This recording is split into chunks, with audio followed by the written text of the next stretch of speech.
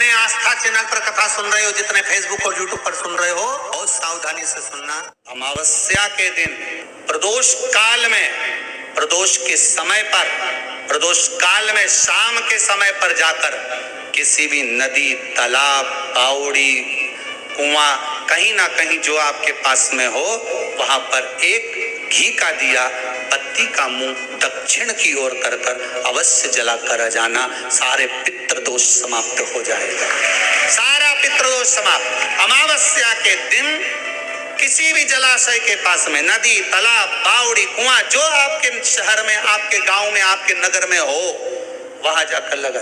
अगर नदी, तालाब, बावड़ी, कुआं नहीं है तो पीपल का वृक्ष हो या बेलपत्री का वृक्ष हो या बट का वृक्ष हो, उसके नीचे लगा दो प्रदोष काल में। पर अमावस्या के दिन लगाएं जरूर। क्यों? अमावस्या के दिन पितृ शाम के समय प्रदोष काल में शंकर भगवान का नाम जाप कर कर नदी, तालाब, बावड़ी पर पानी पीने जाते हैं। वहां से जल का आचमन कर कर पितृ अपने लोक को चले जाते हैं प्रदोष काल के समय पर। इसलिए प्रदोष काल में जलाशय के पास में, बावड़ी, कुआं, नदी, तालाब के किनारे पर दिया लगाया जाता है दक्षिण की ओर मुख कर कर बत्ती का। तो पितृ आशीर्वाद देते हुए जाते हैं कि फलो फूलो, आगे बढ़ो, उन्नति करो, तरक्की करो। ये पितरों का आशीर्वाद रहता है, पितरों का वर रहता है।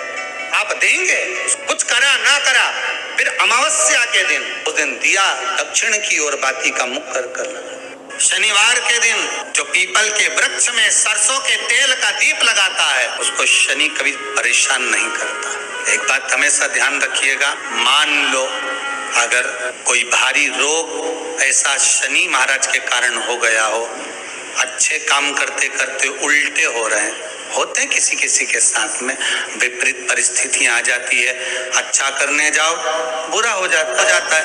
तो पीपल के वृक्ष की जो छाल होती है, छाल देखिए, पीपल के वृक्ष में जो छाल लगी होती है, उस छाल को घिसकर चंदन बनाकर भगवान शंकर का स्नान कराकर, अभिषेक कराकर, पूजन कराने के बाद में पिपलेश्वर महादेव का नाम लेकर, कौन से महादेव? पिपलेश्वर महादेव का नाम लेकर वो जो घिसी हुई छाल होती है, उस छाल का तिलक भगवान शंकर को लगा लो और उसी का थोड़ा सा भाग अपने कंठ पर, मस्तक पर लगाना प्रारंभ कर दो। धीरे धीरे जो विपरीत दशा है वो सुधरना प्रारंभ हो जाती है। पर नाम याद रखना, पिपलेश्वर महादेव। जिनके यहाँ पितृदोष होता है, काल सर्प दोष होता है, वास्तु दोष होता है, उनको ज्यादा कुछ नहीं करना होना। महाराज एक बेल का फल लीजिए। क्या लेना है? बेल का फल, बेलपत्री का जो फल होता है उसको ले लो, उसके अंदर का जो गुर्दा होता है, अंदर का जो भाग होता है, उसको निकाल लीजिए और उस बेल के फल में आटा सेक कर उसमें शक्कर मिलाकर उसको उसके अंदर भर लीजिए। अमावस्या के दिन सुबह 10 बजे से पहले उस बेल फल में, जिसमें तुमने पंजेरी भरी है, आटा सेक कर भरा है शक्कर के साथ में, उसको अपने घर में घुमाने के बाद में जिसको काल सर्प दोष बताया है, पितृदोष बताया है या वास्तु दोष का स्मरण बताया है, घर में सब दूर घुमाकर अपने परिवार का हाथ का स्पर्श कराकर पीपल के पेड़ के नीचे तक खड्डा खोदकर उस बेलपत्र के उस फल को दाब दीजिए, उस फल को उसमें दबा दीजिए। महाराज केवल एक अमावस्या करना रहता है, पितरों के दोष से मुक्ति मिलती है और हमारे घर के कार्य सफल होना प्रारंभ हो जाते हैं। कार्य की सफलता होती है, कार्य में सफलता प्राप्त होने लगी। हम तो कई बार कहते हैं महाराज जी, अगर ऐसा लगे किसी औषधि को आप ले रहे हैं, मालूम पड़े कि औषधि आपको लग नहीं रही, शिव महापुराण की कथा करेंगे, मान लो औषधि आपको नहीं लग रही, आपने औषधि बहुत दिनों से ले रहे हो, कोई दवाई, मान लो आप किसी भी दवाई को ग्रहण कर रहे हैं और वो औषधि लगी नहीं रही है, वो शरीर को लगी नहीं पा रही और आप ठीक ही नहीं हो पा रहे, 15 दिन हो गए, 8 दिन हो गए, बताओ, उतना की उतना ही कैटरीना है, उतना ही उतना अपना भरा हुआ, वही की वही लीवर, वही की वही किडनी, वही की वही स्मरण, सभी कुछ वही है।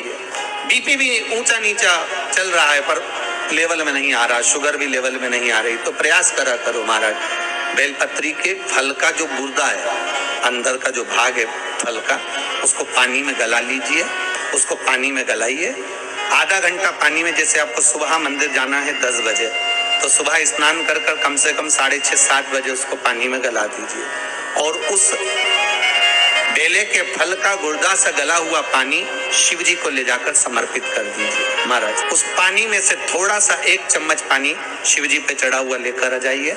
उस पानी को जो बीमार व्यक्ति है उसको औषधि देने से पहले मात्र आधी चम्मच से भी आधा चम्मच उसको दे दीजिए।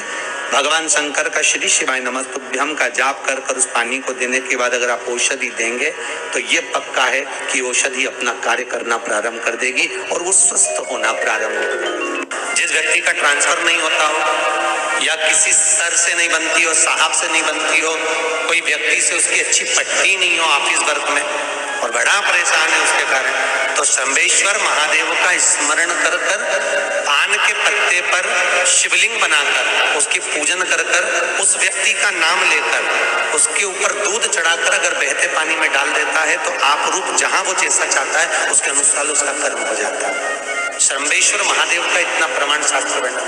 अभी 10th और 12th की एग्जाम चल रही है बच्चों की, हम तो उनसे भी कहेंगे 1 लोटा पानी ले, उसमें थोड़ा सा लाल चंदन डालकर शंभेश्वर महादेव का नाम लेकर शंकर जी को वो चढ़ा दे और उसी पानी को नैनों से लगा कर जाए। जैसे हमारे यहाँ विष्णु पुराण में तिलक की महत्वता, तिलक ये जो माथे पर तिलक लगाते हैं अलग अलग तरह का तिलक होता है, अलग अलग तरीके से तिलक को लगाया जाता है। जैसे अगर कोर्ट में जा रहे हैं, अदालत में जा रहे हैं और कोई केस चल रहा है, नहीं जीत रहा है, बहुत परेशान हो गए, तो दही का तिलक लगाकर चले जाओ।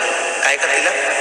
मात्र दही का तिलक लगाकर जाइए, आपका काम सफल हो जाएगा। तिलक का भी प्रमाण है, कौन सा तिलक कब लगाकर जाना चाहिए? पुत्र के लिए योग ले रहे हैं, संतान के लिए चाह रहे हैं कि संतान हो जाए, पुत्र हो जाए, तो पीपल के पेड़ की नीचे की मिट्टी का तिलक लगाकर पुत्र के लिए योग लिया जाए तो पुत्र उत्पन्न होता है। संतान के लिए योग लेते हैं तो भी पीपल के पेड़ के नीचे की मिट्टी का प्रमाण शास्त्र में, बस केवल पीपल के पेड़ के नीचे की मिट्टी रविवार को नहीं ली जाती। जब किसी विशेष परिस्थिति में फंस जाओ, जब आपको लगे कि ऐसी विषम परिस्थिति में हम फंसे हुए हैं, भगवान कोई रास्ता निकालिए, तो एक काम करना, 5 बेलपत्र लेना। अगर कोई विषम परिस्थिति में फंसे हो, निर्णय नहीं मिल रहा, मंजिल तक नहीं पहुंच पा रहा और ऐसा लग रहा है कि हमारा ये कार्य होना चाहिए, पर किस निर्णय पर जाऊं?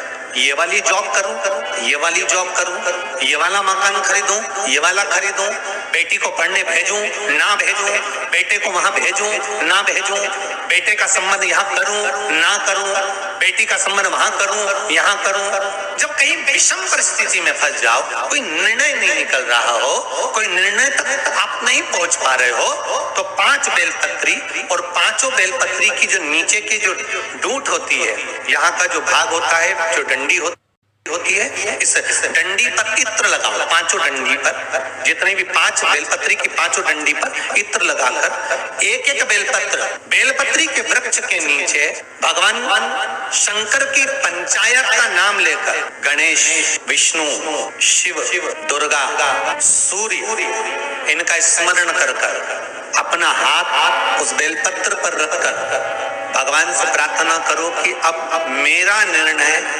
आपको सौंप दिया गया है, आपको जो निर्णय करना है 24 घंटे के अंदर मेरे हृदय से वो निर्णय आप करा देना और सत्य मार्ग पर पहुंचा देना। जब कोई परिवार में निर्णय नहीं हो पा रहा हो, कोई विषम परिस्थिति में फंस गए हो, निर्णय होना जरूरी है। शिव की पंचायत में देखो, एक बहुत सुंदर बात कहेंगे कि शिव पंचायत के अंतर्गत अगर शरीर में रोग भारी हो गया, बहुत तकलीफ है, शरीर में कष्ट है, बड़ा भारी रोग हो गया है, बहुत तकलीफ में अगर शरीर चल रहा है, तो निवेदन करूंगा आप प्रयास करिएगा, अबीर गुलाल आती बाजार में मिलती, अबीर गुलाल। शिव जी पे अभिषेक जब शंकर भगवान का होता है, शिव जी का जब अभिषेक होता है, तो जो कर्मकांडी ब्राह्मण होते हैं, विद्वज्जन ब्राह्मण होते हैं, वो आपसे कहते हैं अबीर चलाइए, गुलाल चढ़ाइए। तब शिव जी पर अबीर चढ़ाने के बाद 5 लोटा जल, 5 कलश जल के भर भर कर शंकर को चढ़ाना प्रारंभ कर दीजिए। 5 बार जब जल चढ़ाएं, उसके पहले जब आप अबीर चढ़ाएंगे, पहले अबीर चढ़ना है। अबीर जब चढ़ा दें, चढ़ाते समय आप अपनी रोग, अपनी बीमारी, अपने कष्ट को शंकर जी को कहें अबीर चढ़ाते समय, और उसके बाद में 5 लोटा जल समर्पित करें। 5 लोटा जल शिव जी को समर्पित करें। जब भगवान शंकर को 5 लोटा जल आप समर्पित करें, ज्यादा से ज्यादा 15 दिन, 8-10 दिन, 15 दिन आप जल चढ़ाएंगे, जितना शरीर में रोग होगा, कष्ट होगा, बीमारी होगी, उसमें आराम मिलना प्रारंभ हो जाएगा। मात्र 15 दिन कर देगा। पर शिव पंचायत के 5 देवों का स्मरण होना चाहिए इसमें। पहला बोलते जाओ जल्दी, गणेश जी, दूसरा भगवान विष्णु, तीसरा भगवान शंकर, चौथा माँ दुर्गा और 5वां सूर्य नारायण। श्री शिवाय नमस्तुभ्यम। सब बोलिए एक बार जमकर, श्री शिवाय नमस्तुभ्यम। प्रैक्टिकल जरूर करना, कहीं सियोर वाला महाराज झूठ तो नहीं बोल रहा। शास्त्रों की बातें हमारे जीवन में हमें सुख प्रदान करें, इसलिए इस भाव का आनंद करते हुए आज की कथा को विराम देते हैं। वीडियो पसंद आई हो तो